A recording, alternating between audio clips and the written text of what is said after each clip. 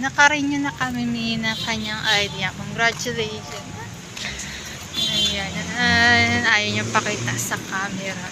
Galing na dito kami sa QC City Hall. Nag-renew kami.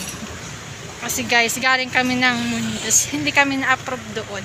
Ang arte ng mga nandoon. Hinahanapan pa kami ng medical talaga galing sa ophthalmologist. So, tinry namin pumunta kami ng Quezon Abdul sa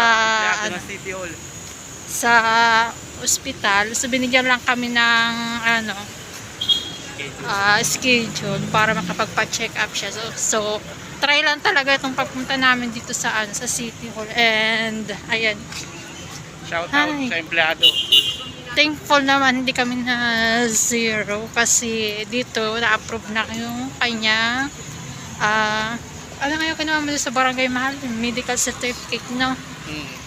Galing na sa doktor, na-approve na ng dito sa QC. So ayaw pa niya nung una kasi nga baka di na naman daw ma-approve.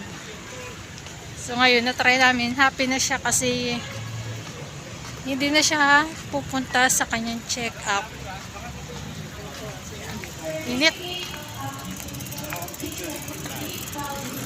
Kanina sana na-try ko mag-vlog kaso medyo hindi maganda yung mood namin nung hindi kami na-approve dun sa una namin pinuntahan.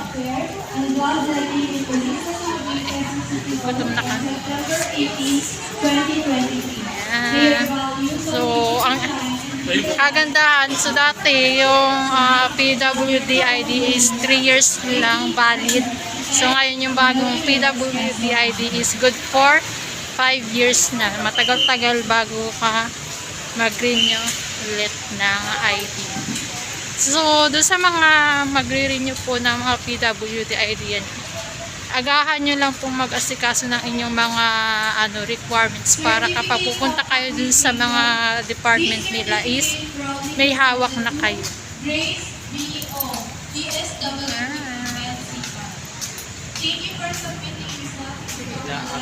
Thanks God kasi hindi na namin kailangan pumunta dun sa ospital para makakuha kami ng medical certificate galing doon sa ophthalmologist niya. Okay. Kasi tinanggap na yung galing doon sa health center. Kuya kaya? Makakain na. Kaya ba? Ulilibre ka. Umalis kami ng bayan. Umalis mga 7:30. Ayun. Time check. Inabot kami ng lunch break. Pero worth it naman kasi naka-renew na kami ng ID niya. Good mood na siya. Siguro kung di kami naka-renew ng ID, bad mood na. kasi babalik siya sa check-up. Okay. Galing mo. Buti nagpapilit siya kasi sabi ko nga itry namin dito pumunta sa QC kasi nga itry lang namin kunwari magtatanong kami ng requirements para sa sa PWD kasi nga yun nga na-reject nga kami dun sa una namin pinuntahan. So ngayon gagala muna kami mag-jowa. Ay ba't yun nandito pupunta kami sa sa park. Ayan, parang ginagawa siya guys. Hahanap kami doon ng makakainan namin sa circle.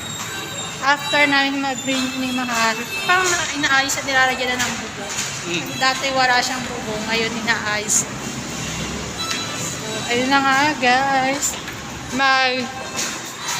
Happy relax muna kami kasi yan, happy mood na siya.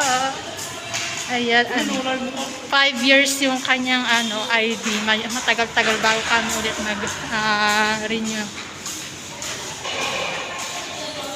Kapaganda pa nga yung renew ko eh. September pa lang, nagdagdagan ng October. Dapat kailan ba yung renew mo talaga na? October 15. Ayan, October 15. Pa imbis na napaga yung renew. makulang ng isang buwan, sumover pa isang buwan. inagahan namin kasi nga ano, gaya niya maraming mga ano may mga requirements. Tapos may ibang department na medyo mahigpit. Talaga ang Ito muna gagamitin ko, no? Yung dati. so, ayun na nga guys. Ay, dito wala pang ano. Wala pang Pang bubong.